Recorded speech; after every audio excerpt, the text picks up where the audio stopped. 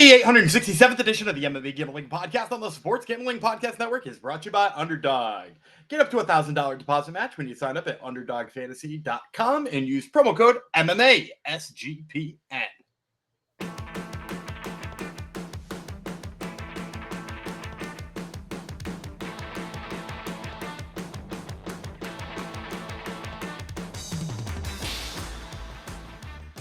Heidi ho, degenerinos. Welcome to episode 867 of the MMA Gambling Podcast and the Sports Gambling Podcast Network, dedicated to Gumby Tomi. What's her name again? No, we were up to Hera. Yes. We'll tell you why very, very shortly. I am one of your hosts. I'm so brain dead today. It wasn't quite 5 minutes, but I sat there forever staring at my screen, trying to remember what my current name is. Of course, it's Tony Mustard. How can I forget that? AKA Jeff Fox. The title may say that we're covering KSW today, but really, this is the gloating Gumby episode. My co-host Daniel Gumby really has plenty of gloat about. I don't know where he wants to start, but you can begin. It was a good weekend. I'm surprised you showed up with all the money you won. I mean, we don't have to break down UFC stuff. This isn't a UFC episode, but for those coming here for takes on regional MMA, we gave out 15 picks last week. 2 cancellations, 1 draw, and then only 1 loss. A draw, yuck.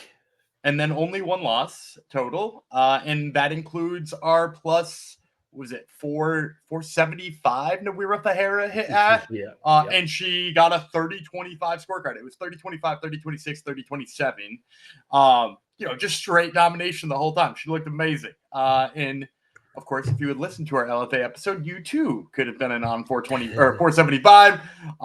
So seems like a lot of people did, Gumby. You got a lot of slaps on the back virtually. Yeah, there were a lot of people sharing with me their bet slips and stuff. So congratulations to everybody who cashed that big one. We probably won't get anything close to that big this week on KSW, but this is kind of a fun card. Yep. We do have odds for this one, right? The PFL ones haven't dropped yet. Maybe they'll drop before we record. Excuse me, tomorrow. But yeah, KSW odds have dropped. I don't think there was anything super wide off the top of my head. No, all real close stuff. Yeah, all real close. And you said it's a fun card in your eyes? I think so. There's some fighters who I enjoy watching, at the very least, which makes it fun. Excellent. That's all. Actually, no. I was going to say that's all that matters, but no. Winning money is all that matters. Winning money is all. By the way, we're up to 35 units on regional MMA this year. There you go. Plus 35 units. Almost enough to get rid of all the haters, Gumby. Almost. Not quite. It'll never be enough until you're 100. There was somebody hating on my UFC Nashville picks before I even put them up. Yeah, he only went 11-1, ladies and gentlemen. Yeah, so. I only missed one. And that was a gimme. You missed a freaking layup too. That's the thing. No, because I hit on that prop though too. Because right. I picked Lauren Murphy plus 3.5. That was my prop of the week, and she wound up cashing on that too. So we cashed even on the only one I lost. Yeah, it was very much a glue factory night in the UFC, other than the main event, because Derek Lewis is too tough to go to any glue factory. You're never going to put that man down. All right, we are going to KSW time. After, I remind you, you can listen to every podcast episode on this network for free just by subscribing to the SGPN feed. Get it wherever you get your podcasts.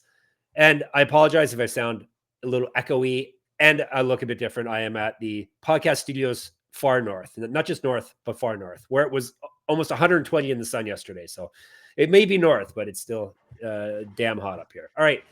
I don't know what the temperature's like in Olsztyn, Poland right now. Probably fairly nice, but that's where we're headed for KSW 108. Soldaev versus Brichta. It wasn't originally called that, but it's called that now. It's originally Kuczmarski. This is going to be a good episode, Gumby versus Brichta, but main event fell apart, so we got another one on the go. All right, let's dive into this here, shall we? All right, Saturday, July the 19th, 12 noon Eastern Time, Olsztyn, Poland is where it takes place. KSW 108. What is that insane noise I'm hearing, Gumby? Do you hear it too? I don't know. Okay. I think you might be having a stroke. Possibly, yeah. Sounds like race cars in my head, but that's good. If no one else hears it, then fine. I knew I was crazy heading into this. If you want to go to the event, Hala Urania in Olsztyn, Poland is where it's taking place. We are starting things with this is the names on here is going to be outrageous. We got Poland versus Poland event. Dawid Kuczmarski versus Michal Guzik. That was kind of easy. I'm easing into it. They're Polish fighters, both of them. They're fighting at 170. They're fighting 3 5-minute rounds. And as I told you, we have odds. You've seen the odds, Gumby, right? I've seen the odds on everything. Ooh, okay, that's fine. Guzik, 5-1, 1 knockout, 1 submission. He's never been finished. 1-1 in KSW. He did lose his last bout. He went 1-0 in pro boxing, 3 inches height, 7 inches of reach over Kuczmarski, plus 115. 6-0 for Kuczmarski, 1 submission, 1-0 in KSW. Submission win in his last bout. He's fight at 155. 6 years younger than Guzik, minus 150. I'm going to kick off the regional show this week with an underdog. I like Guzik here. I think the big piece for me is, so like both of these guys seem to prefer wrestling. Marcin pretty much just does so anytime he backs his opponent up against the cage. Like as soon as your back touches the cage, he's like, oh, this means I have to shoot. He doesn't throw punches there. He doesn't do, like, it's just like if your back is close to the cage, he's like, there's like a trigger that goes off in his head and he like has to shoot on you.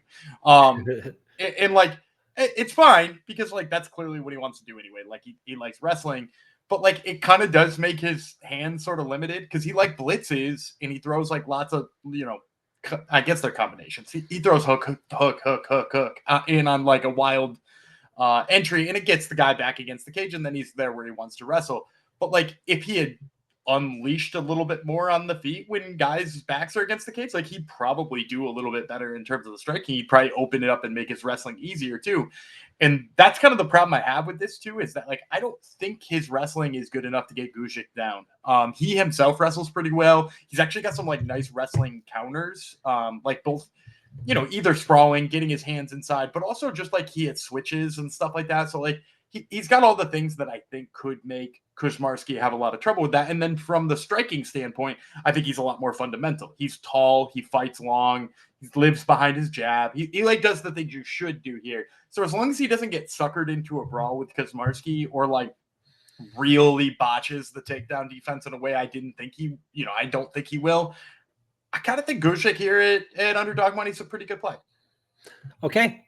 I approve. Jumping right out of the gate. You know what I decided I'm going to do secretly? I'm just going to make secret picks just based on research and vibes without watching film. I'm going to see how I do. Vibes picks. Vibes picks. I'm not going to tell anyone my picks unless I end up obviously. Making a killing, then I'll tell you. We should do it behind the scenes and see how it does. And then exactly. I don't want to show you up, Gumby. All right, because I know this is it for you. This is your big thing. You think you could buy your way to a 35 unit? Maybe. You never know. No, I wouldn't pick enough dogs. So you're right. But still, this is your thing. I don't want to take away your thing, Dan.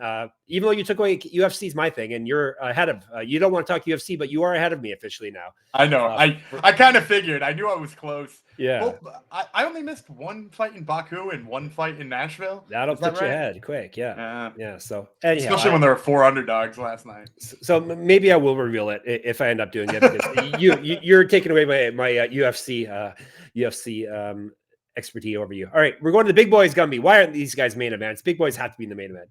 Matheus Scheffel, you may remember him. Like Troy McClure, you remember him from such places as PFL. Used to fight. He is from Brazil.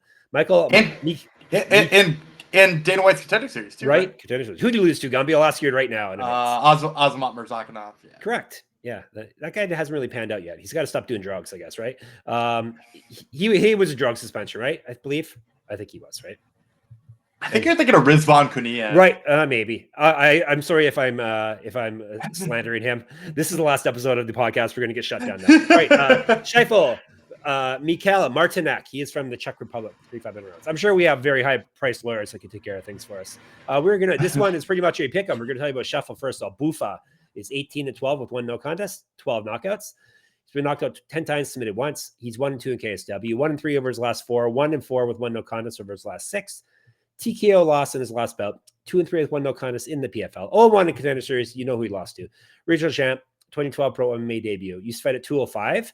2 years younger than Martínek, an inch taller, 13 pounds heavier based on their last weigh-ins, minus 110. Blackbeard, Martínek, 11-6, 7 knockouts, 1 submission. He's been knocked out 4 times, submitted once. 2-3 in KSW. He's won 1 of 3. 4 of 6. So both guys could use a win here. He did get TKO'd in his last bout as well. He went 0-1 Contender Series. Also, who did he lose to? Oh, Martínek. Mm-hmm. I knew it now. It's already out of my brain. I'm going to have to look it up again.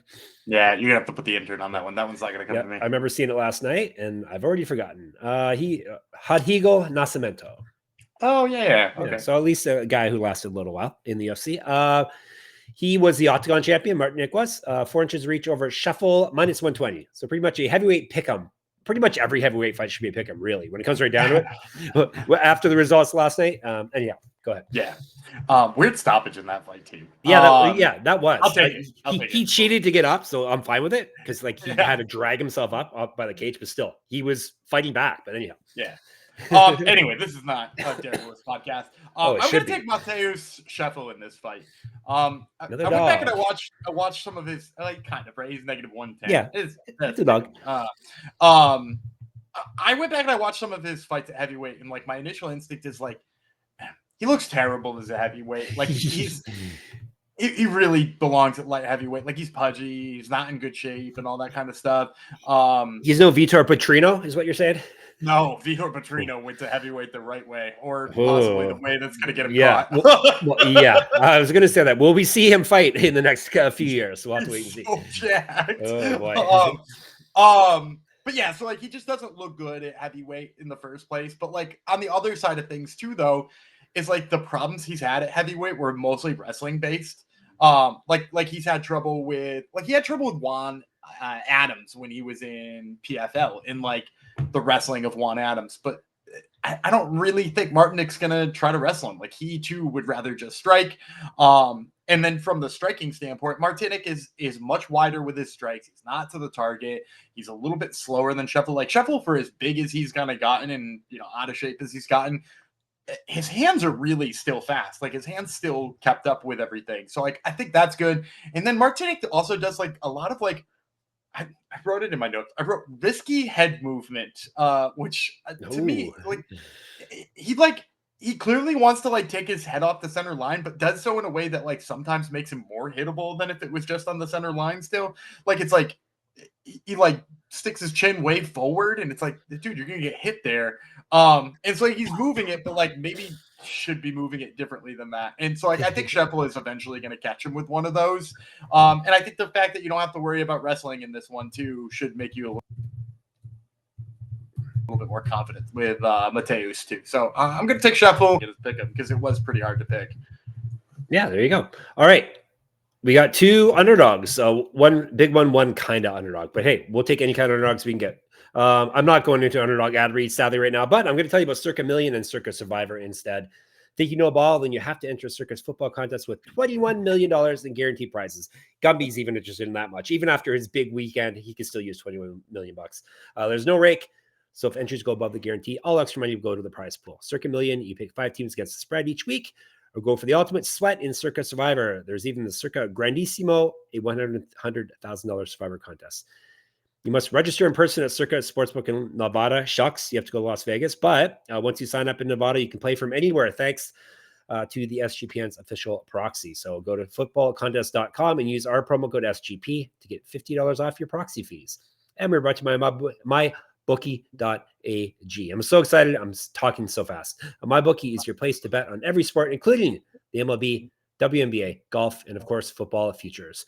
MyBookie accepts customers from a ton of locations. They have easy deposit and lightning fast payouts using crypto. And they will have these KSW lines up very shortly if they don't already. They probably do already. KSW drops early. So head to mybookie.ag. Use our promo code MMASGPN. That way you get 100% deposit match up to $1,000. Terms and conditions apply. That's mybookie.ag. Promo code MMASGPN. All right. Just going to have more doggy dog. Maybe this will be an all dog episode. Who's to say, right? Don't tell us, Gumby. Don't tell us yet. People have to stick in till the very end. All right, we got another Polish versus Polish fight, which means I'm going to have some fun with the names. Adam, I know that. I have a son named Adam. So Adam needs weeds. Niedźwiedź. No, he needs weed. Adam needs weed. Niedźwiedź versus Adrian Zieliński. That's an easy one too. 170. There, fight yet. That would be light. That would be welterweight. Zieliński, 24-14, 9 knockouts, 5 submissions. He's been knocked out 3 times, submitted twice. 0-2 in KSW. So he's lost 2 straight, and he's gone 2-3 over his last 5, 4-5 over his last 9. Multiple regional championships on his Mantle. Correct. Get a shirt, get a merch, get our gear, sportsgamblingpockets.com/store. Use Fed at 145 and 155. 2010 Pro MMA debut plus 130. What's his name again, Gumby? Niedźwiedź. Niedźwiedź. You can call him Nedju. Nedju is his nickname. 10-4-1. 1 knockout, 9 submissions. So he's finished everyone, and he's been knocked out 3 times, submitted once. You owe us rounds, damn it. 3-1-1 in KSW. He's won 2 straight and gone 3-0-1 over his last 4. His past 2 wins, both via submission. He's not lost since August 2020. He's fought at 185. 2014 Pro MMA debut. 1-1 as a pro grappler. 7 years younger than Zieliński. 3 inches taller, 4 inches reach, minus 175. Yeah, I can't believe this isn't more than negative 175. This is my favorite spot in the whole card here is Niedźwiedź. The bottom line is he's just too good of a wrestler for Zieliński. So Zieliński is a guy, if you go back and you watch all of his fights where he's lost, it's clear that he's just got an issue with wrestling. Like he gets taken down super easy.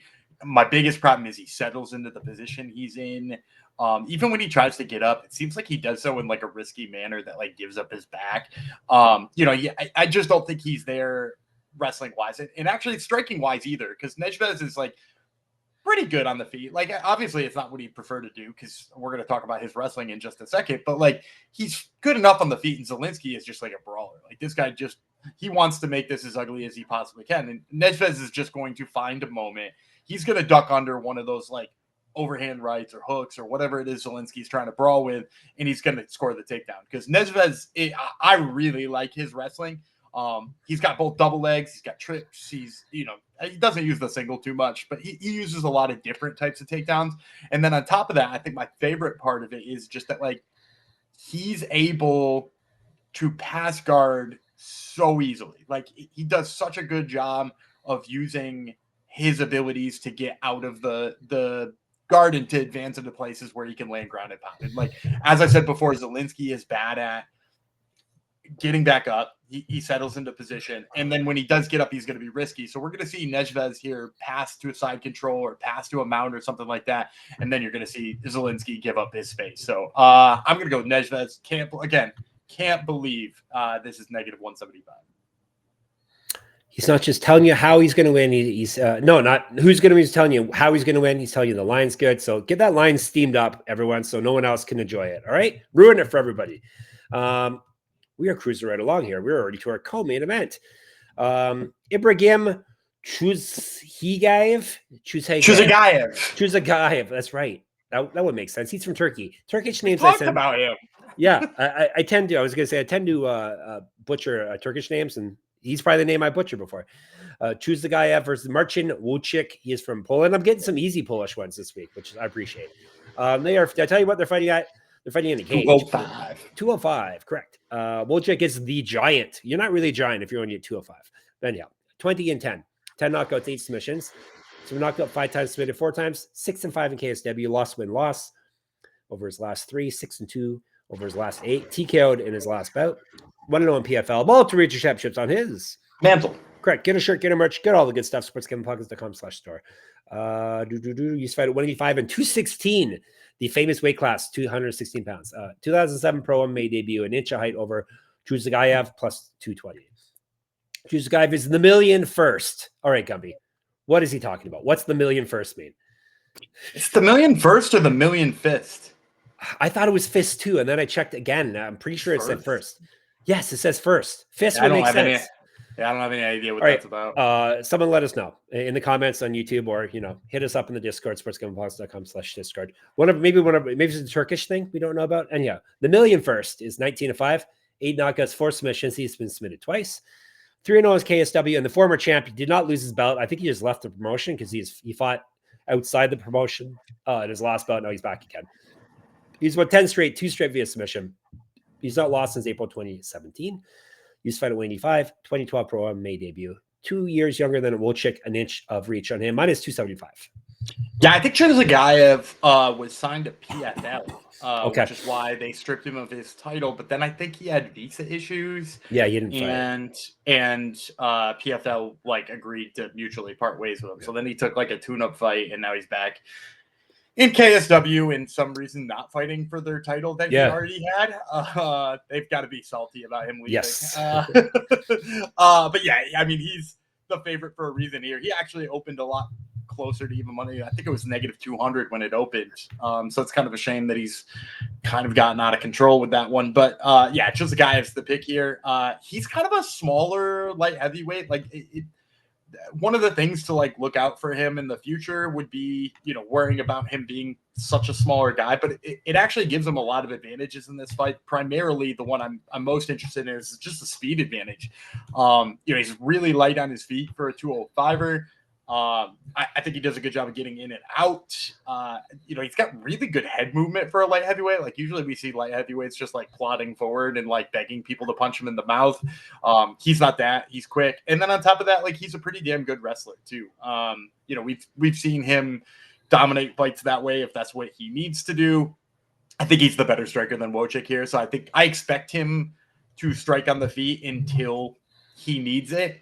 And then on the Wójcik side, like, I mean, I don't mean to keep beating a dead horse with some of these people I'm picking against, but this is another guy who's got glaring issues with his wrestling defense. You go back and watch his fight in PFL with Mick Stanton, which by the way beats Mick Stanton, which is, good, but like badly out wrestled early in that fight. And then Mick Stanton just gassed out and pretty much just let him rear naked choke him. So like Wójcik was, if he was fighting somebody with cardio, which as I just said, Chuzhigaev, good pace, good cardio, good pressure, all those things. Like Wójcik would have never had an opportunity in that fight. So I'm going to take Chuzhigaev here. If you are interested on the Chuzhigaev side, get in on it as soon as possible because that number seems to be moving in the wrong direction. All right. And once our people get on it, then they're going to really go in the wrong direction. Okay. But you're our people. So you make that line move. You move lines. All right. Let me tell you about Underdog. We haven't hit Underdogs in the past couple of plays, but Gumby started off with lots of Underdogs. But we're talking about Underdog Fantasy anyhow. Underdog Best Ball Mania is happening all summer long, giving away $15 million in prizes, including $2 million to first place. We're giving away millions everywhere. All our ad reads are for millions and millions of dollars. No waiver wire, no arguments about trades. Best Ball is the best way to play fantasy football. Underdog is also a great place to play Pick'em. This is where I put Gumby on the spot, but he knows it by now because we've been doing it for years. Gumby, do you have a play for us? Sure. I'll take the higher than on Paul Skeens' first inning strikeouts in the All-Star game. That's one of my favorite little tidbits there that Underdogs got for their pick'em is they've got a lot of stuff that's like just the first inning. So if you don't want to spend your whole day watching a Pirates game, and who would, you can play like the first inning, higher than on the first inning strikeouts for Paul Skeens. And he's going to be starting the All-Star game against Tarek Skubal. So I'm going to take the higher than on his strikeouts. Is that this week already? The All-Star game? Yeah, that's Tuesday. Yeah. Tuesday. Whoa. Fantastic. All right. Check that out. That's basically the one All-Star game I think I enjoy watching of all the pro sports. So maybe because there's no physical contact, so the players don't really dog it like they do in other ones. But anyhow, Paul Skeens going to strike out the side, more than likely. Sign up with our promo code MMASGPN. Claim your special pick and first-time deposit offer up to $1,000 in bonus credits. That's underdogfantasy.com, promo code MMASGPN. Reason I didn't know it was this week because I thought they would have called me and asked me to play, but they haven't yet. So injury replacement, maybe? It's too bad. Yeah, I think they already did all those injury replacements. Really? Well, if people are real up in arms about some of them. If they need a catcher, I know a really good men's league catcher who just sweated about 15 pounds off his body today playing catcher, right? Yeah, it's roughly that. Roughly that. All right, Rhythm. You've heard us talk about Rhythm before, and they just dropped a game-changing feature called Power Trends, essentially the best of the best of what their house model has to offer. These are AI-detected patterns where Rhythm's model has consistently won and has a high ROI. Think a strikeout prop that wins 59% of the time when the line and win probability hit a certain range. Power Trends are updated daily and exclusive to Rhythm. No touts, no noise, just clean data-backed bets. MLB Power Trends are 254 and 174. That's a win rate of 63% and a return on investment of 4.5% in their past 400 bets. That's fantastic. That's almost a Gumby level. WNBA Power Trends 35 and 20 since launch, 63.64 win rate, 28.7% ROI. Download the Rhythm app, check out Power Trends, and start betting smarter. You know we will be. Did you? Paul Skeens, you don't need Power Trends for that. You know. No. Yeah. But they've been helpful for when you were gone. I had to do some WNBA picks, and I've been sneaking some of them into to my Underdog Fantasy articles as well over on sportsgamblingpodcast.com, and it's because Power Trends makes it so easy. Yeah, I gotta dive more in power trends. WNBA is kicking my ass this year so far. So get no consistency with it. So I'm gonna check out power trends. You can too with the 7-day free trial, sportsgamblingpockets.com/rhythm. That's RTHMM. You have like a full catcher gear on when you play baseball. Yeah. Yuck. It's fast pitch. So it's not softball. Oh yeah, that's right. So hot. Whew. I'm just saying the weather. It's disgusting. Anyhow, all right, we're touring main event Gumby. It fell through, but I think Adam Soldaev has had more than a month to prepare, so I'm not counting this as short notice. Adam Soldaev, he is from Poland. Leo Brichta is his opponent. He is from Czech Republic.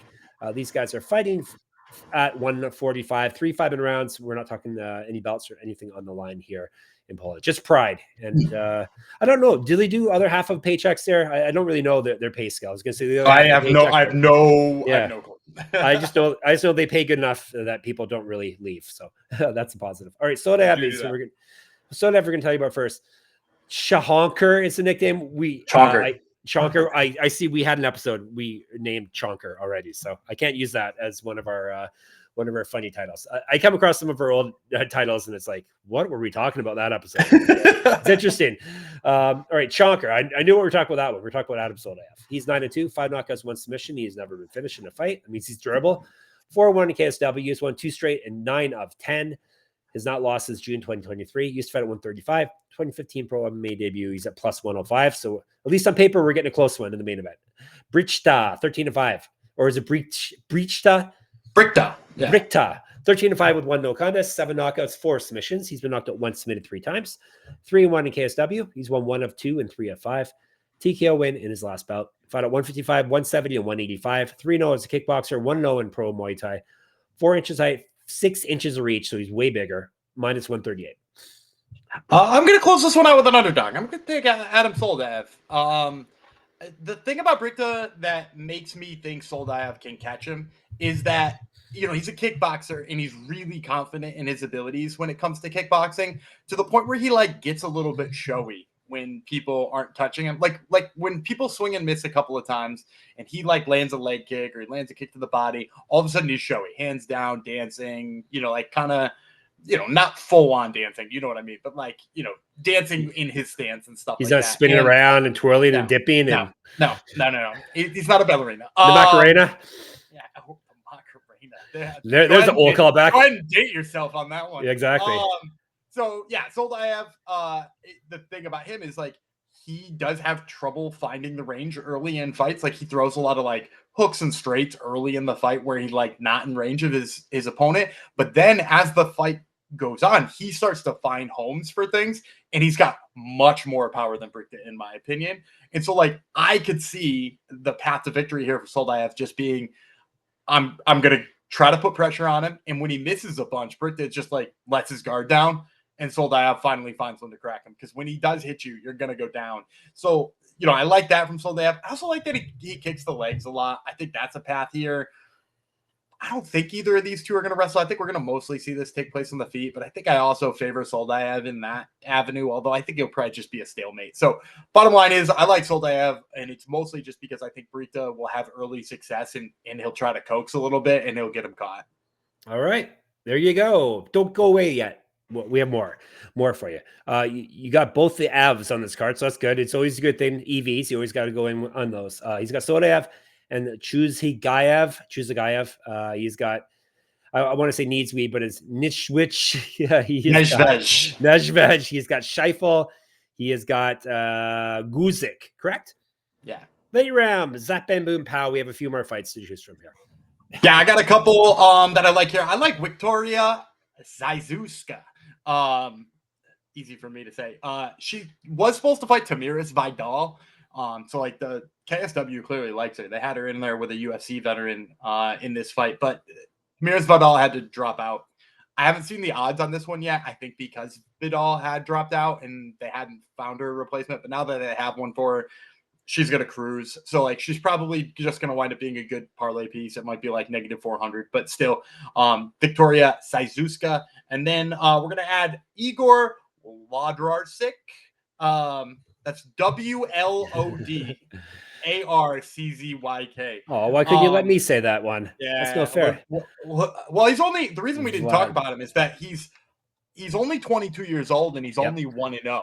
So he hasn't really fought much in his career yet. But I really love the jiu-jitsu out of this guy, and he had a ridiculously long amateur career. Like, I think he's one of those guys who had like 15, 16 AMI fights. So for my lightning round picks, that's Saizuska and Władysik. All right, he is all set, and he made it through all the names. We both made it through the names together. Hopefully you enjoyed the episode. We are in the Discord if you want to yell at us about the episode, but mostly it's all supporters in there, which we appreciate. That would be sportsgamblingpodcast.com/Discord. YouTube is mostly people that used to be haters are coming around. I'm not going to name any names, but we have some people that used to give us horrible comments, and now it's all positive. So you can hit us up. What we take hate, I don't take hate for Gumby. You can put all the hate my way, and I will read it on air. That's the MMA Gambling Podcast. I don't read any Gumby ones because that's not nice. Twitter, SGPN MMA. He's at Gamble. I'm at Jeff Fox Brighter. There and on Instagram. Check out my Substack. I'll have another UFC contest running this week because we have another UFC pay-per-view this weekend. The pick'em contest is free to enter MMA Gambling Podcast. Money MMA. That's Substack.com. I told you I was tired today. Gumby's got another podcast. That is called Top Turtle. Who is on it this week, Gumby? We are talking to Robert Valentin and Carly Giudice, who will both be fighting on the pay-per-view this weekend. Oh, yes. Carly, where has she been, Gumby? She fought not that long ago. She head kicked. No, she's been out a year. It's been a whole year. I think so because I do. Maybe I'm wrong. Maybe we're going to the weeds here. The head kick doesn't feel like it that long ago. It does seem anyhow. Well, we'll talk about it soon because she's fighting soon. Anyhow, so Carly Giudice and sorry, who was the other? I got confused. Robert Valentin. Right. Okay. Excellent. Check out Top Turtle. It's always good. You can also check us out, of course, at sportsgamblingpodcast.com, sportsgamblingpodcast.com/store. sportsgamblingpodcast.com/Patreon. All right, we're getting back tomorrow. We got back-to-back PFL episodes coming. PFL is, I was just doing the numbers for our episodes in June. PFL is still carrying the water for us, Gumby. People love PFL, at least. Especially like the regional PFLs. Like the PFL Europe show wound up being, when you were gone, it was just me sitting by myself. One of our third most watched YouTube videos ever. Yeah. Well, what does that tell you, Gumby? It was just you sitting there. So what does that tell you? Anyhow, you people will love PFL. Well, we have back-to-back PFLs. PFL Africa is kicking off, but it's not just their tournament. So there's actually some big name fighters on here. So we will talk about it over the next two episodes, and then UFC pay-per-view. Until then, let me get the nicknames loaded up here. What will the nicknames be? Oh, of course, I am the million first Jeff Fox. He is Bufa Vreeland. We'll talk to you tomorrow.